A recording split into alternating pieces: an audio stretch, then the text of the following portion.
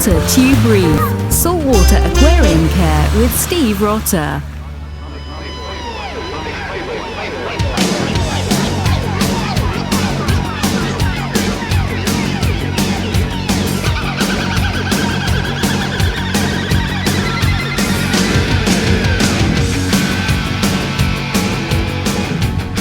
Hello and welcome to Reef Talk. I'm Scott Anderson, and as always, I'm here with Steve Rotter from Rotter Tube Reef. And today I thought we'd take a little time and talk about protein skimmers. Protein skimmers are probably the heart of your aquarium's filtration system. And Steve and I both have been doing some interesting stuff with protein skimmers lately. So I guess the most fun part to talk about to begin with is just an introduction as to how they work and why they work. So, Steve, you've been looking at buying a new protein skimmer. You want us to kind of give us an idea of what you were looking for and kind of give us a quick explanation on how a protein skimmer works? Yeah. So when you say what I was looking for, what do you mean? Well, so you're looking to buy a skimmer, right? And I know you were looking for something that was going to give you nice bang for the buck, so you want to make sure that you're getting good foam, you're kind of looking into it. At the same time, you didn't want to spend every last dollar you had. Right. Okay, so I'll start talking about what a protein skimmer is, and then you can jump in too. Sounds good. So as Scott said, a protein skimmer. Now, first of all, I want to start by saying you don't need really a protein skimmer to have a successful reef tank, but seriously, you really, really should have one. We'll never tell you guys, you should do this or you shouldn't do that. But I would really say in this case, you should have a protein skimmer if you have a large aquarium. So a protein skimmer, basically, I'll have pictures of it here on my channel, and I know Scott will as well. A protein skimmer is going to basically take all the bad stuff out of your water. So the fish will go to the bathroom. We're talking about the solids, okay? The fish will go to the bathroom, all the uneaten food. If you feed them nori and there's extra bits of nori in the tank, whatever goes through your filtration and goes into your sump, which is the little aquarium underneath your aquarium. That's a sump. The protein skimmer, most of them sit inside your sump, and it looks like, well, there's pictures of it here. A protein skimmer has a motor inside it, and it churns the water rapidly, creating thousands of bubbles. And basically how it works is, imagine like if you had, like little kids have what are those bubbles in the bottle, and they blow them and they float through the air. Yeah. So imagine the bubble. I kind of like the explanation of like if you were to take a hose and spray it in a bucket with your finger, it starts to foam up. You're right. That's kind of I like that explanation. Yeah, and that's how the motor creates those bubbles, and it's in a big cylindrical thing, as you saw in the photos, like a wine bottle or a cone. Now, as those bubbles churn, there's thousands of them, and like I said, the little kid with the play bubbles in the backyard, imagine that bubble floating through the air. It's going to grab onto dust particles and anything floating in your backyard. Now, that one bubble will rise to the top, and when it pops, where does all that debris go? It attaches to the side of the cup from your protein skimmer. Now, imagine thousands and thousands of bubbles, and they're all popping, and all that scum is blasting against the collection cup. So, long story short, bubbles capture that bad stuff. It gets churned through the top, lots of spray with that motor, and it gets captured into the collection cup, which easily twists off, and you dump it out, and you clean out your collection cup. So that's what a protein skimmer does. It gets rid of the bad stuff out of your water before it can contaminate or pollute your water, or that stuff turns into nitrates, which is really bad for your coral. Right. So my point with that was the difference between the protein skimmer, and I've been asked, and Scott has too, well, why don't I just use like a sump sock? Why don't I just use like filter media? Right. And that's great. It polishes your water. I'm going to let Scott talk about that. But what I wanted to add was that stuff is really good, but a lot of people are lazy and they don't clean that media. Well, so what happens is all that crud stays in the sponge or the sock, Yep. which is sitting in your water. So your water's running through it. The protein skimmer, that stuff gets caught up in the collection cup at the top, so it doesn't stay in your aquarium. So you want to take it from there. So the protein skimmer is also good at getting out those broken down organics. So it's a lot of that organic material that's not going to get caught in your sock, right? I mean, it's going to go right through because it's heavily broken down. Same with your sponges. It's going to go through that. Now, protein skimmers are like one of the original pieces of filtration equipment for the saltwater aquarium. My understanding is they've been around for at least since the 60s. Now, I wasn't born at this time, so this is just kind of research I've done. But my understanding is that they were kind of first discovered in water filtration for like sewage plants and stuff. And then they were adapted over to the saltwater aquarium hobby. And the first protein skimmers used limewood air stones and big air pumps that would actually just put air directly into the water and create the foam that way. And at this time, they were all DIY. Nobody was out making them. So it was just hobbyists building their own things, experimenting, working with other hobbyists to build the best possible skimmer they could get. And I guess by the end of the 80s, people were actually getting really successful with these limewood air stones. But you can kind of guess that with DIY projects using limewood air stones, you're going to end up to run a big tank like mine, that you would need massive air pumps to run a limewood system, right? Plus, if you're using limewood air stones, they got to be changed out every couple months. And on small tanks, they're fantastic. And in fact, I'm testing a really small limewood air stone skimmer for my 5-gallon tank. Really cool. Can't tell you much about it now, but they're fantastic for small tanks, but they don't scale real well cost-wise for big tanks. And then about the late 80s, early 90s, we started getting two other competing technologies. You have the downdraft skimmers, which is very close to what my Aqua Sea skimmers like these days, which is where you just run lots of water volume through, and then basically it squirts the water directly into the skimmer and does that hose effect that I was talking about earlier, creates the bubbles that way. It takes a massive pump to run those. So from a power efficiency, they're not very efficient. But from a skimming efficiency point, they're really good because they process tremendous amounts of water.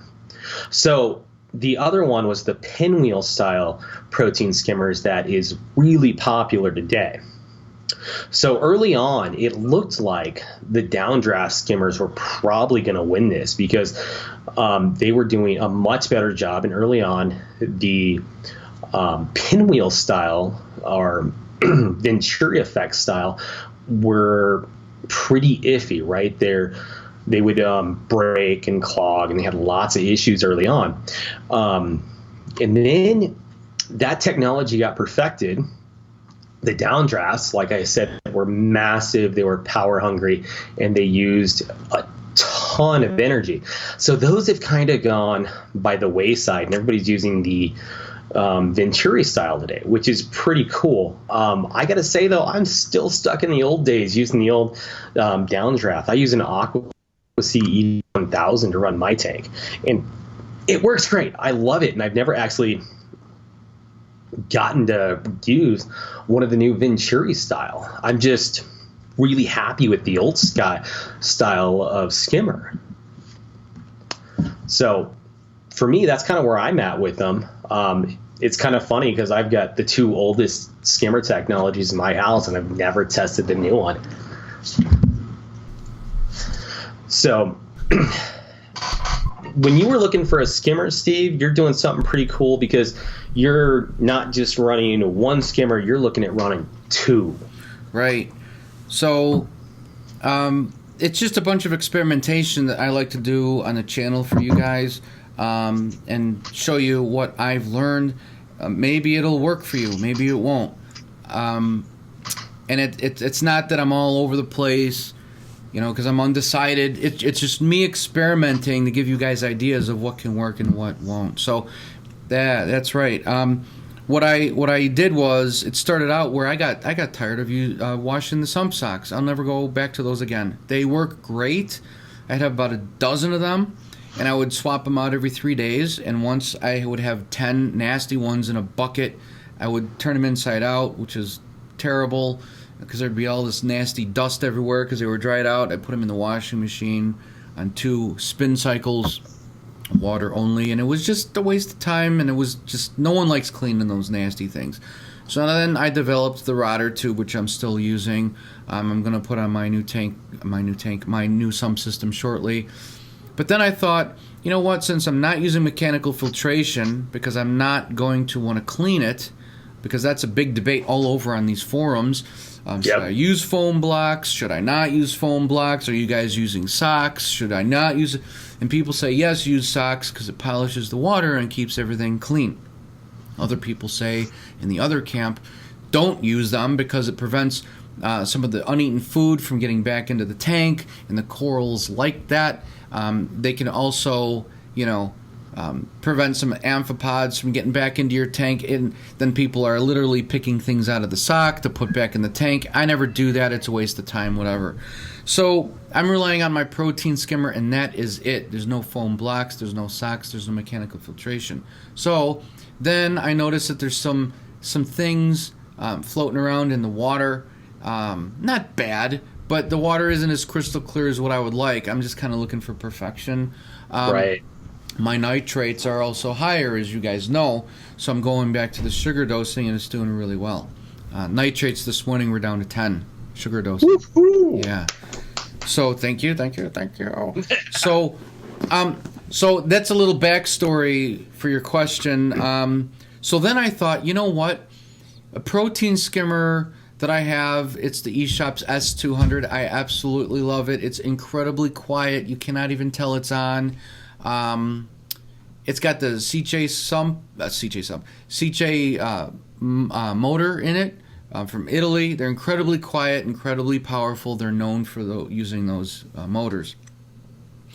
When you get a protein skimmer, you want to oversize it for your aquarium by like twice the amount. So if you've got a 75-gallon tank, you want to get a protein skimmer that's rated for at least, say, 125 to 150, right? Just double it up, or close to doubling, especially if you've got a high bio load, which means you've got a lot of fish that are crapping a lot, and if you overfeed them. So with all those facts now in your head, a lot of you may know that, but the newbies may not.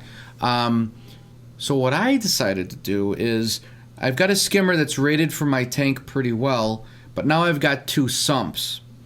If you put 2 protein skimmers in one sump, the big thing on forums, the big debate is, one's going to work harder than the other, leaving less stuff to skim out of the water.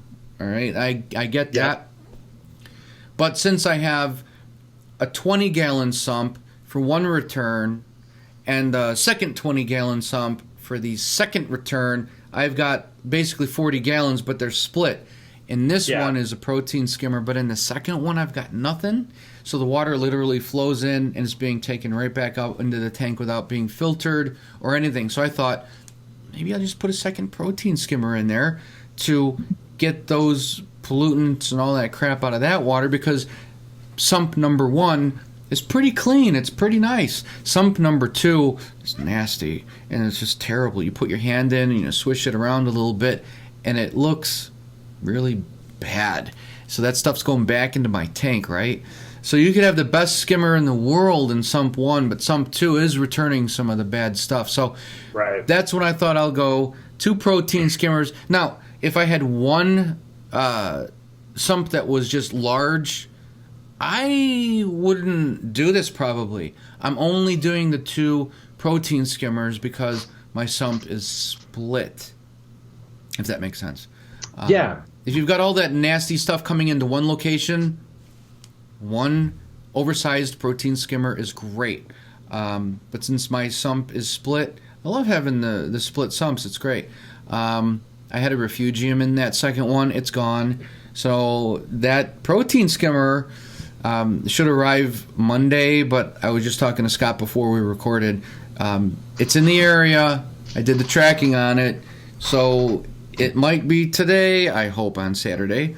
But I'll do a video of you guys, which I'm sure you've already seen. Because, pre-recorded, so whatever. So I'll let you guys know. I'm going to show you guys. I'm thinking it's going to pull out some really great stuff. So what I wanted to just touch on that. What was I looking for? Well, Scott, you know what? You continue. Well, talk about some brands and stuff. Some brands you've researched and stuff. I'd like to stick with the dual protein skimmer for a few minutes because... Oh, yeah, we're going to. Because I think this is something that's somewhat underrated right now. I haven't seen many videos on it. I did a search for it, and you are really the only one who had a video I've done on it dual in protein skimmer. I've done it, and then there's another one that I've seen on there. I can't remember the guy's name right now, but he runs a relatively big tank with two of the Tunzi DOC skimmers, right? And to me, there's a lot to be said for two protein skimmers. First is its built-in redundancy, right?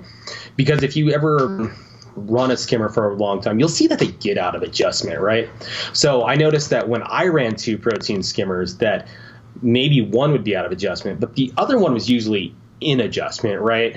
Or if one, I know it's not going to happen to me because I use the downdraft, but if one pump fails, like what you're doing, you're still going to have another skimmer skimming away. It's not like you're going to be going down, right? You're not going to be a week or two out while you order a new pump for your protein skimmer. Yeah. So you have that redundancy built in. The other thing that I found running two protein skimmers that was really cool is I could have two different setups, right? I could run one wet and it'd basically be kind of a primary skimmer, right? That's a good idea, Get all the little crap, and then I'd run the other one dry. And then so after I fed, that thing would just come on and pull the sludge out, right? That's a good idea. I never thought about that. So it was cool because I could set it up. I could play with the settings a lot more because I had two skimmers to play with. Now, like you said, you really want to oversize what your skimming is capable of. So when I was running two skimmers, I was doing it on my 90 gallon that I upgraded to my 210. Well, by the time I did the 210 upgrade, basically my two skimmers combined were about the right rating for my 210 only. But I was really wanting a big, heavy bio load in that tank. So that's why I went to my really big AquaSea EV1000. So now I'm double my EV1000. Well, it's rated for a 1,000-gallon tank. I mean, holy crap! So wait, so now you just have that one, or do you have two still, or do you just have that? No, one? I just have the one. It's Okay. it's for. I mean, this thing is huge. I mean, seriously, the cup on it's like that. Holy crap! I mean, it's funny because I start playing with my old skimmers once in a while to do stuff with them, and it's like, oh shit, these are tiny. they're little guys. That was a lot of money, I'm sure. It sounds like it. Well, no, well, see, here's the thing. I bought it used, right? Okay. So brand new, this skimmer's like $650, which is pricey. You think, oh, for a skimmer that does 1,000 gallons, that's pricey. Except you need a $300 pump to run that skimmer. Yeah. So the combo deal to make that thing runs like $900. But I bought it used, and then I used the pump to run my whole system. So cost-wise, it's pretty cost-effective for me. But I could see that. And you need it. You need it. But that's kind of why the downdraft skimmers have gone the way of the dodo. I mean, there's still a lot of people who use them and swear by them, but there's only one company left that I know of that makes them, and that's AquaSea. There used to be a company, it was like ESST, something like that. They made these really incredible skimmers, but they were crazy expensive, and then you needed a really expensive pump to run them, and they used huge amounts of energy. I'd love to find a used one just to play with. I'm sure you'll find one somewhere. It'll surface. Here's the thing. I've been looking on eBay, and they're still expensive. I think there's still like this. There's still like this cult following around. Yeah, I'm sure. People still love them. They don't make them, so I think they still hold their value pretty well. But I'd love to get my hands on one. But the thing is I can see why everybody's moved to the new style, your Venturi setup with the pinwheel in it and all that. It works great. They're much more power efficient. They do a great job skimming. I'm just kind of stuck in the old ways. The other thing I like about the downdraft skimmer is they work really well externally out of the sump. So I don't have to run mine in the sump, which with my setup isn't practical to run a skimmer in the sump. You know what scares me about out of the sump stuff is, you know, God forbid any equipment gets a crack in it or there's a leak. That's what I don't like, being out of the sump. Huh? I got a floor drain. Yeah, you're lucky. Yeah, no, all my stuff's in the basement. I got a floor drain. But and I know they make external skimmers that use the Venturi effect. And if you've ever priced one, they get really pricey. They are. Actually, Darren, our friend at Northwest Marine, has one. And one thing I wanted to add, where you're talking about the dual protein skimmer, add to your list. These, what I do weekly is I'll take the collection cup off, dump out the stuff. It's going to smell really bad. In fact, my 4-year-old, I was just sitting on the couch watching the fish, and he was playing with stuff, Star Wars guys, and he's like, "Oh, I smell eggs. That smells pretty good." No, it was, you know, it was cleaning, and then the smell from taking the cup off. Yeah, it smells like rotten sewer eggs, and I do that once a week. The more it smells, the better it's doing its job because it's getting all that nasty stuff out of the tank. So then I'll take a toothbrush and just under the sink, I'll just get the sludge out. It comes off really easy. There's like no effort. And then, anyway, adding to your list, if you have the 2 protein skimmers, you should clean, and I haven't done mine yet, and it's been in there for like 6 months, and it's really not garbaged up too much at all in the cone section. If you have 2 protein skimmers, you can let one run, take the other one out, and put it in like a 50-50 mix of white vinegar and water, and just let it run in the 5-gallon bucket. And that white vinegar will just clean that thing and clean the motor. You should clean those things, they say, I've heard every 3 months. You could do it every 6 months. It depends how messy they look. But I might do that once I get this other protein skimmer and it gets broken in. It should probably get broken in within a day. I'll take the eShop's S200 out, and I will let it run in a bucket for 24 hours with white vinegar. That'll take care of that. So that's another good reason for the 2. Now, I've never ran the Venturi style skimmer, like I've said, but my understanding is those motors and that pinwheel setup is really susceptible to like calcium buildup and stuff. So it's really important to clean that pump every few months with vinegar so that it's working effectively. Right, that's true. I haven't seen much of any calcium buildup on mine, but I don't dose calcium like a lot of people do or have to like you. So my calcium stays around 450, which is the number you want to target, 460, 470 if I do add a little bit of calcium. But for that reason, I don't have any calcium buildup anywhere on my nothing. The glass, nowhere. So, but yeah, that's something to look out for too. If you see that calcium, the white encrusted buildup on your power heads or anything like that, chances are it's going to be on those motors in your protein skimmer as well. So this is going to be a great experiment, and I'm pretty confident that it's going to work really well because the split sump. Again, if it was in one sump, it wouldn't pull out as much crud, but being that the sump is split, I've got one return going into one and one return going into the other, as you guys have seen in my previous videos. I want to have, that's just going to be great. I think it's going to be it's going to be cool. Yeah. And these, as Scott said, these things can get expensive. You do get what you pay for. Buy them used.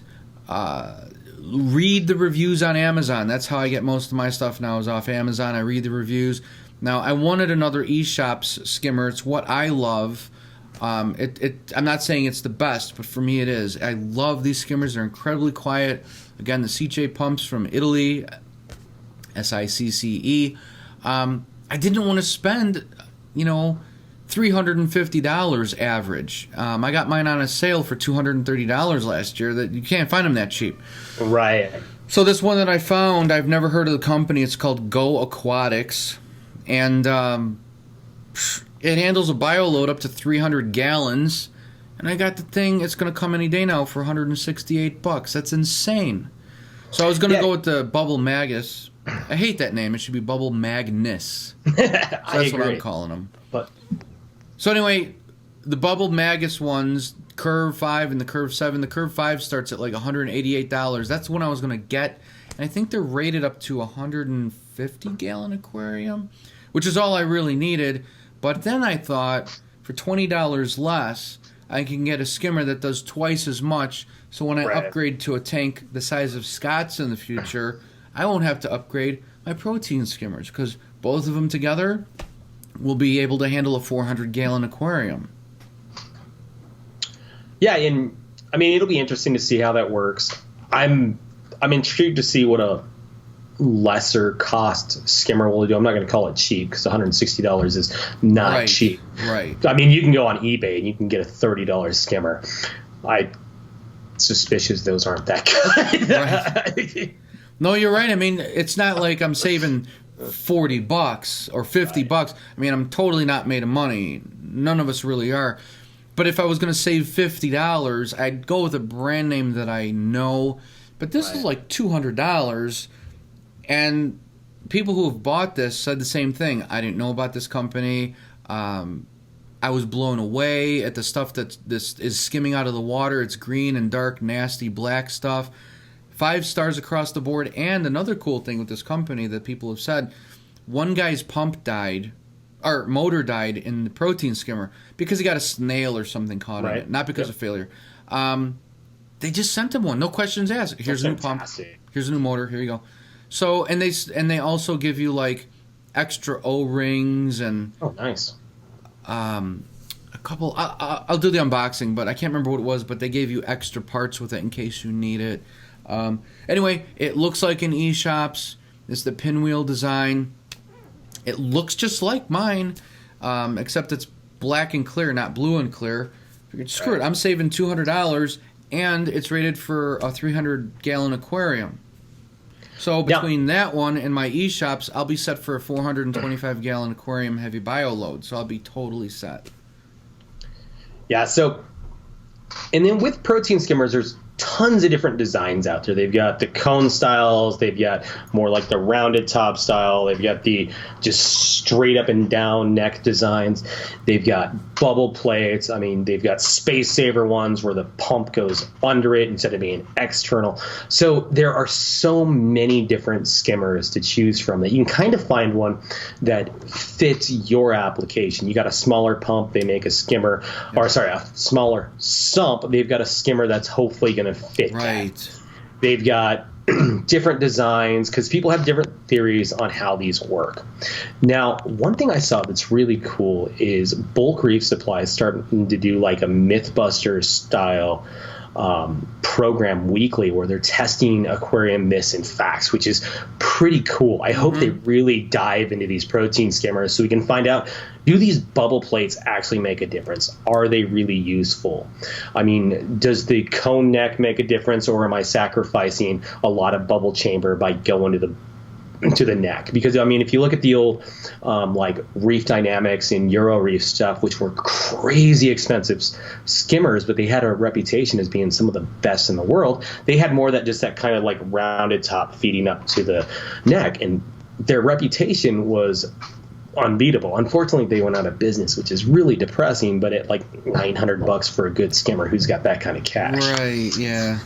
So my suspicion is that when you figure out which design is the most effective, that you're going to find out the difference in skimming ability between kind of a mid-level skimmer. I mean, once you've got a decent pump with it and a similar design, that you're going to find out that the difference in skimming ability between a mid-level skimmer, let's say a basic Reef Octopus and like a Vertex or the Reef Dynamics one I was talking about, is going to be very similar. Yeah. Right. Just like this, I wouldn't be surprised, since you're talking that this new skimmer you're buying even though it's half the price of the e-shops, since the design is so similar. Yeah.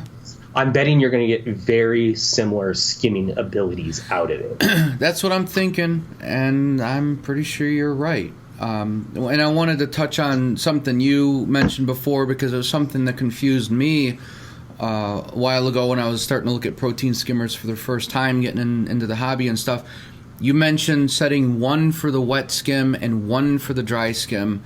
And basically what that is these skimmers can be set. You can adjust them for the amount of skimming you want to take out of the water. It's like a PVC pipe, and you just simply rotate it, and it allows basically how high the foam is going to rise in the collection cup. So you turn it one way, it's going to allow more flow in. The bubbles are going to bubble more higher up and overflow into that collection cup. You can fill it within like 10 seconds or 3 days, or less than 3 days, depending on how you adjust that. Every tank is going to be different. So a wet skim is when you have it throttled open more and the bubbles rise higher and flow out into that collection cup. It's wetter. There's more liquid. It's called a wet skim. When you throttle it down, which is pretty much kind of how I have it, with a little wet, it's going to be more of a foamy lather, almost like lathering shampoo, and it's gonna bubble, and it looks like a latte, except you don't want to drink it. Well, maybe you can if you're a creeper, but don't drink it. That's a dry skim, so that's gonna fill your collection cup a lot. It's gonna take longer to fill that, so you have to empty it out less. And then there's back and forth, as Scott said, where some people say wet skim is better than dry skim. If you do a wet skim, supposedly it allows your protein skimmer motor to last longer than a dry skim. So I really like that idea. I didn't think of that, about having the two protein skimmers, one skimming dry and one skimming wet. That's a great idea. I'm going to try that. And also, with the skimmer, there is a break-in period, which means it's going to constantly overflow. My first eShop skimmer, rated for 75 gallons, it took 3 weeks. It was just overflowing. I had it torqued all the way down, and it would just overflow, bubble up. So I just took the whole collection cup off, and I just let it flow out into the sump. And then after 3 weeks, like literally 1 hour, it just stopped. And I put the cup on, and then it was foaming nice and taking all kinds of things out of the water. You know what? People, they do things like they'll raise it up out of the water. The higher you raise it, during the break-in period, the bubbles will calm down by putting like plastic plates or shims underneath it. I never did that. I would just keep it in the water and let it do its thing till it breaks in. But some skimmers, they'll break in within a few hours, like my last one did. You make a good point, though, that when your skimmer's going, you've got kind of this sweet spot of water level that the Venturi skimmers have to hit, right? Like 9 inches in water. Usually they'll say between 6 and 9 inches, right? So you're gonna have to plan on that when you're buying your skimmer, because if your section you're putting your skimmer in is really deep, you're gonna have to have it raised up, right? Or your skimmer is not gonna work right. Conversely, if it's really shallow, you're gonna have to figure out how to get more water in that chamber, because it's not going to work right. So that's something you need to think about before you buy your skimmer, is what water levels you want to run in there, because you're going to have to adjust it. Now, there are other skimmers that can run externally where that water level doesn't affect anything. Yep. And that's also going to be part of your maintenance routine, right? So if your skimmer requires to be in a certain water level, don't put it in the chamber that has the return pump that constantly changes when the water starts to evaporate, or at least have a good auto top off with it, because otherwise your skimmer is going to adjust or is going to be adjusted by water evaporating. Keep it in a section where the water is stable. That's a good point. Yep, definitely. So that's an important thing. I don't know if new hobbyists get right off. That is really important, which chamber you put it in and how you set it and the height you set it, just to keep it going.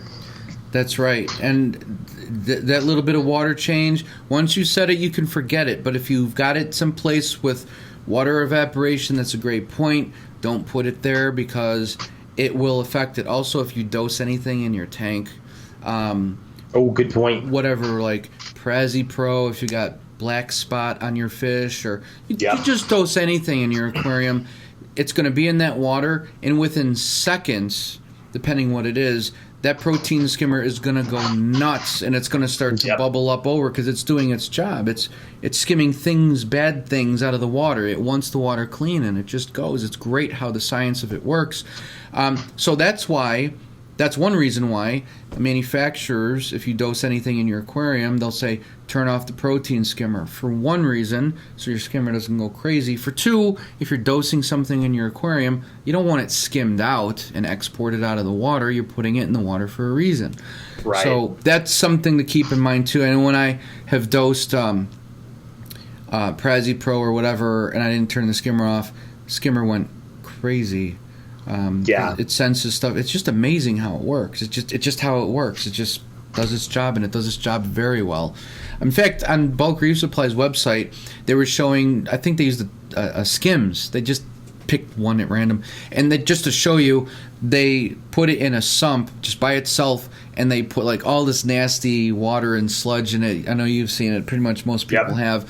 And then they just power on the skimmer, and within like minutes, instead of it being a brownish water, it was clear, and then all that brown water wound up in the collection cup that they just emptied out. It's a great invention. It's so awesome for the hobby. Fantastic.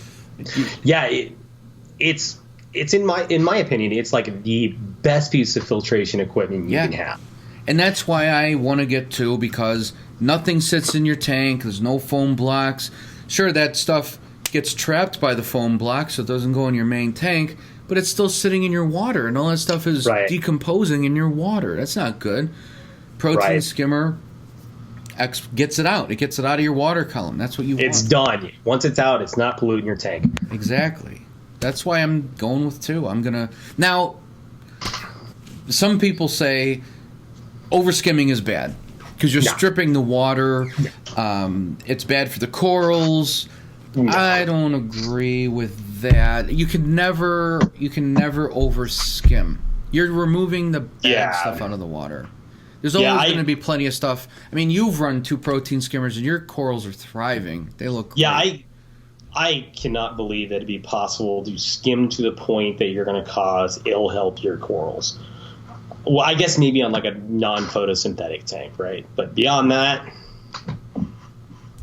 I don't think so. I mean, if you're doing non-photosynthetic and you're trying to feed it live food, stuff like that, a skimmer might not be a good idea. But for your average reef tank, skimmers are fantastic. Right. Also, skimmers, what they do is they oxygenate the water, which is very good for the fish. Yes.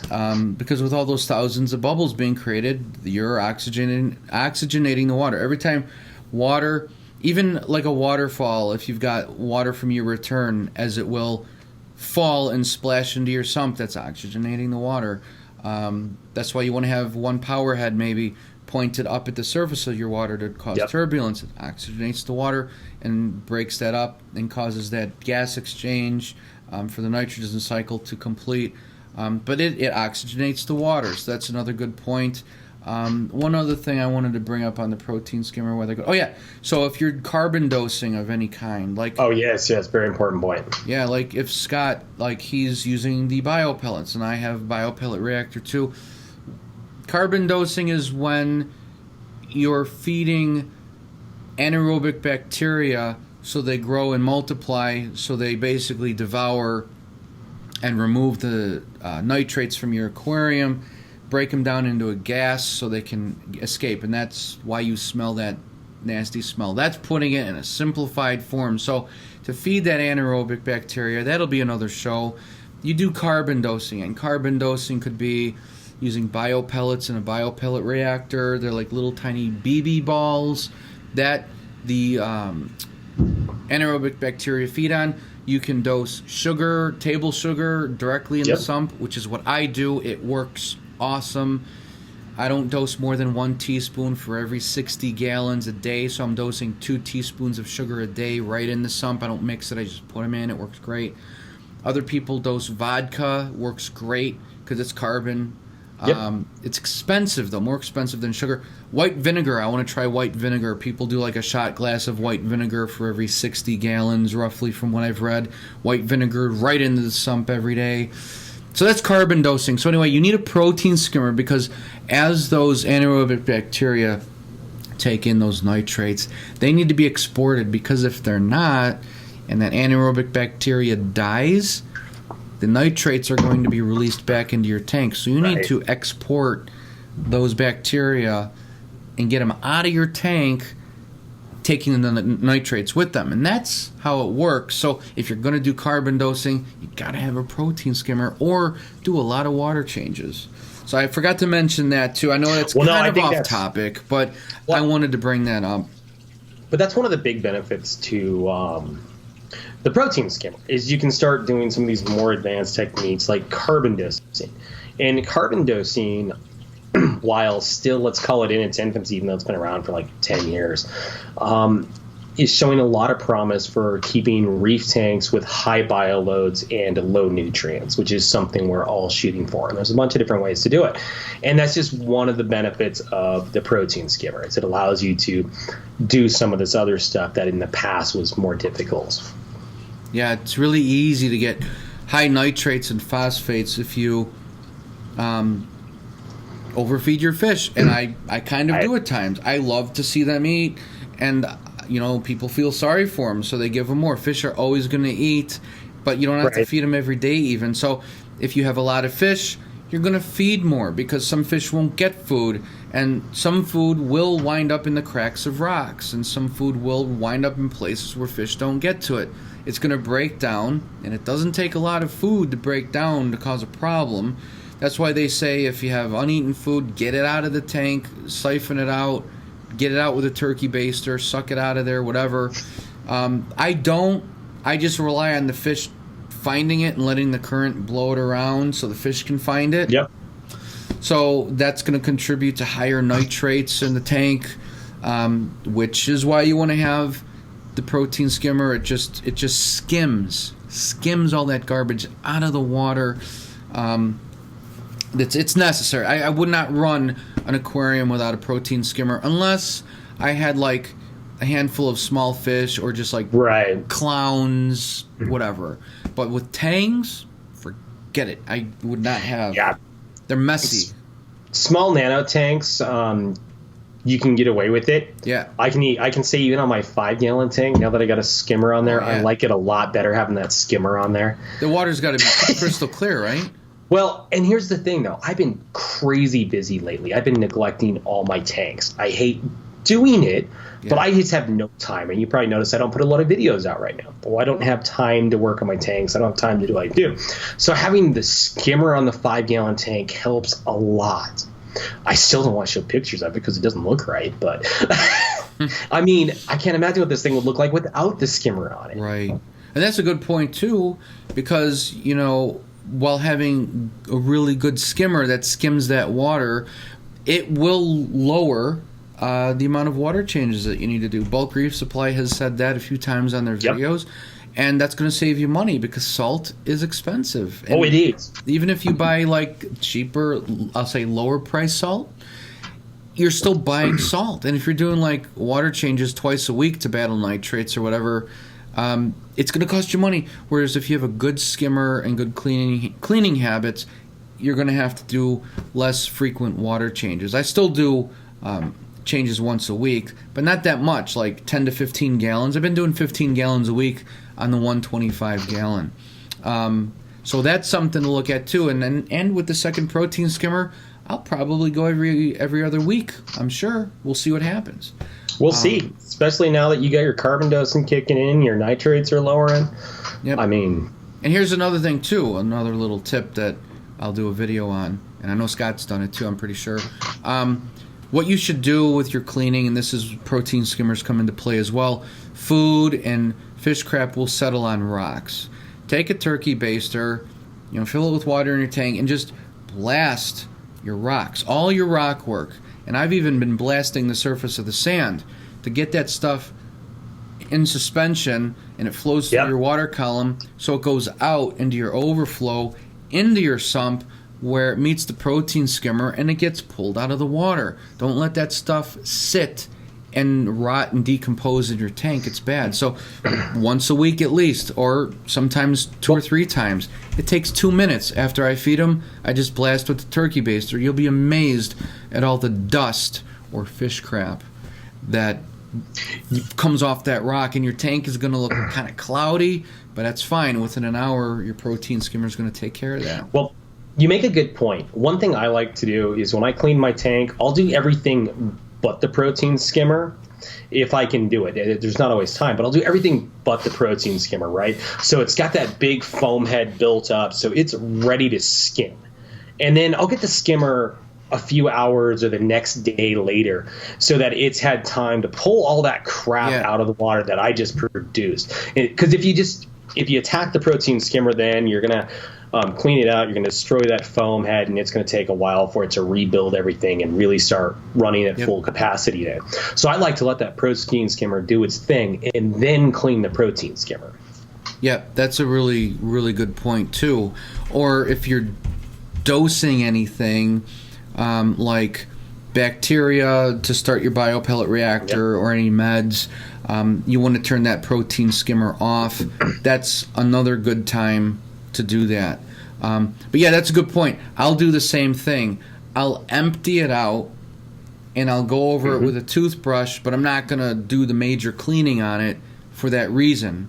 And I want it, you got to have your protein skimmer running after you mess up all that stuff and cause all that stuff to go in the water column. You need it to get pulled out. So that's another reason I started doing that a lot more, that I thought, you know what, a second protein skimmer would really help. Because what was I doing? I was blowing all that stuff off the rocks and the sand, and it was in the water column, flowing into the second sump, getting returned right to the tank. I don't want that. So I want it to be met equally using a second protein skimmer. So, again, if I had one sump, Scott's approach is the best. Get an oversized protein skimmer and nail it. Well, I'm splitting the job between 2 protein skimmers because I like 2 sumps. Split. Well, and combine it with the cost, right? So you've already invested in your eShop skimmer. If you wanted to double the capacity of your eShop skimmer, you'd have to spend like $500 or $600. I don't know what the actual eShops cost.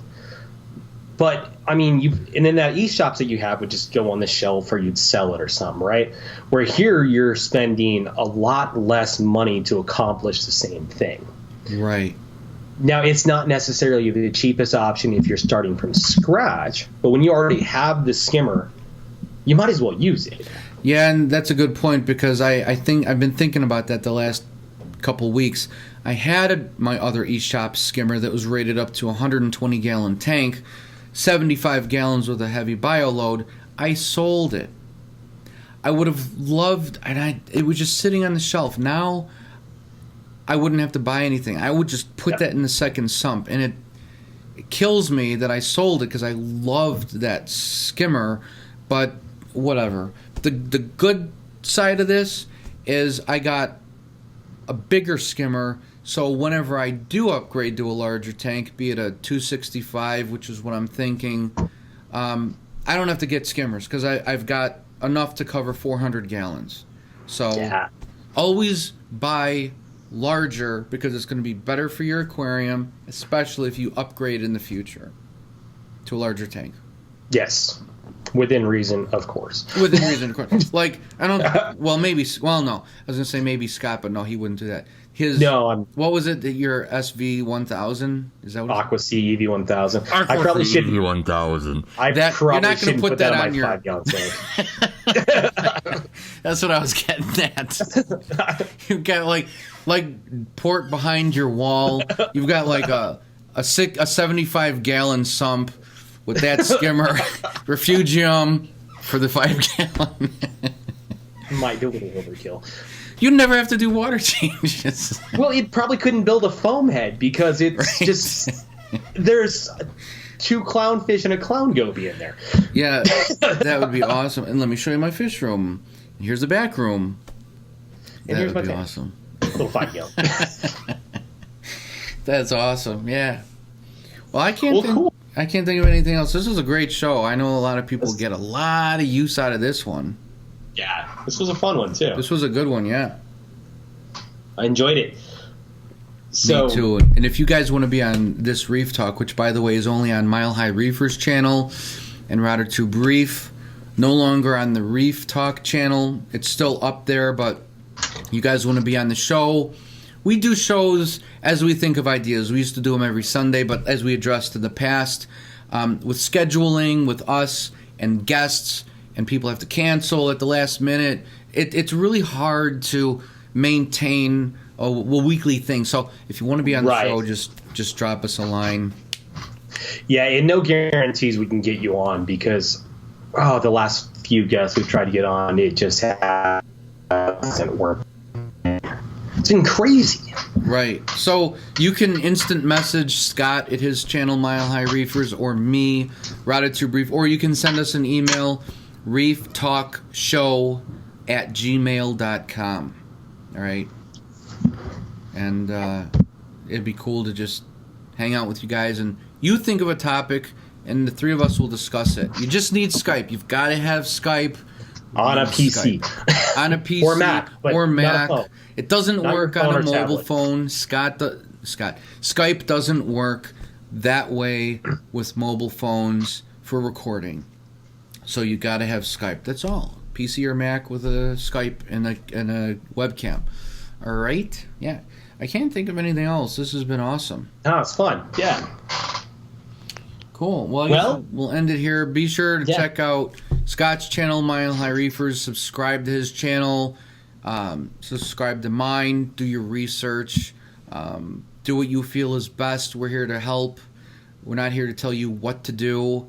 Unless we know, that it's in your best interest. We're never going to say, you need a protein skimmer, or you need to hang on the back only, or do not use sump socks. We tell you what works for us and why. Exactly. It's up to you to make the decision.